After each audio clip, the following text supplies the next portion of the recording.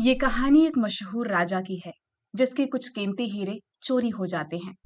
चोरी होते ही वो पूरे साम्राज्य में उनकी तलाश का फरमान जारी कर देता है।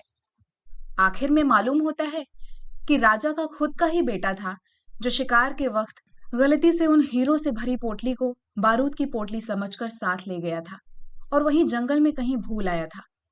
राजा ये सुनकर इतना गुस्सा हुआ कि उसने सिपाहियों से कहकर अपने ही बेटे को कारावास में बंद करने की सजा सुना डाली और कहा, मेरे बेटों को कुछ महीनों तक वहीं रखा जाए और पूरे दिन में उसे सिर्फ एक बार का खाना दिया जाए ताकि इससे एहसास हो सके उसे कि उसने कितनी बड़ी भूल की है। इसी तरह कई महीने गुजर जाते हैं।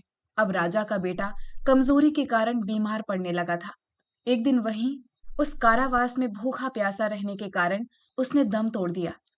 ये बात जब राजा की माँ को पता चली तो वो भी ये सदमा बर्दाश्त नहीं कर पाई और वो भी ये दुनिया छोड़कर चली गई। उस दिन के बाद से राजा के साम्राज्य में दुख का माहौल बना हुआ था। फिर एक दिन एक खुशखबरी सुनने को मिली। एक बाहर से आए मुसाफिर को राह चलते उस जंगल में किसी झील के किनारे एक हीरो से भरी पोटली बरामद हुई।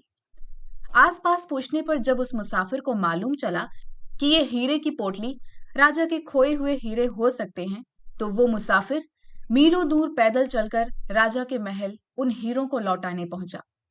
राजा उन हीरों को देख बहुत खुश हुआ और खुश होकर राजा पोटली से 2 हीरे निकालकर उस मुसाफिर को देने लगा, जिस पर वो मुसाफिर हंसते हुए बोला, मैंने सुना है कि इन हीरो के चलते आप अपने 2 हीरे पहले ही गंवा चुके हैं और अब और 2 क्यों गंवाना चाहते हैं?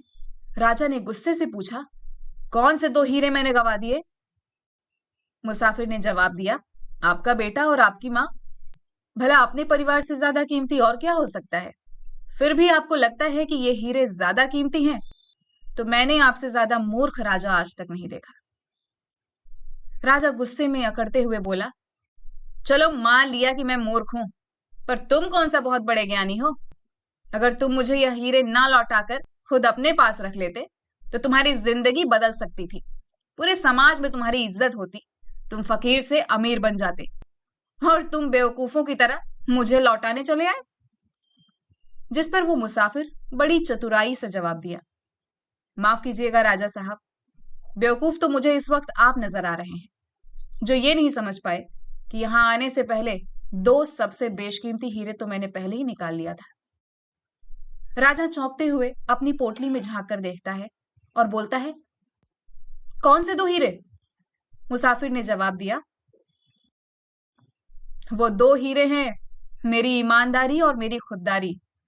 जब तक मेरे पास ये 2 बेशकीमती हीरे हैं, मेरी इज्जत समाज में बनी रहेगी।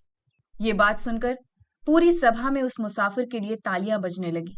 तालियों की गूंज के बीच मुसाफिर गर्व के साथ बोला, मेरी इज्जत फजाई की इससे बड़ी मिसाल क्या होगी?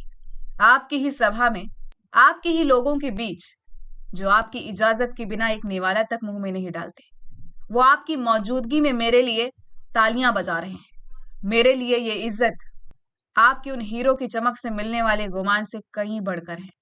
ये सुनकर राजा समझ चुका था कि सबसे अनमोल हीरे वो नहीं जो उससे आज मिले थे, बल्कि वो थे जिनको वो पानी की चाह में खो चुका था। अगर ये वीडियो आपको पसंद आई हो तो इसे लाइक जरूर कीजिएगा और ऐसी वीडियोस देखने के लिए हमारे चैनल को सब्सक्राइब कीजिए।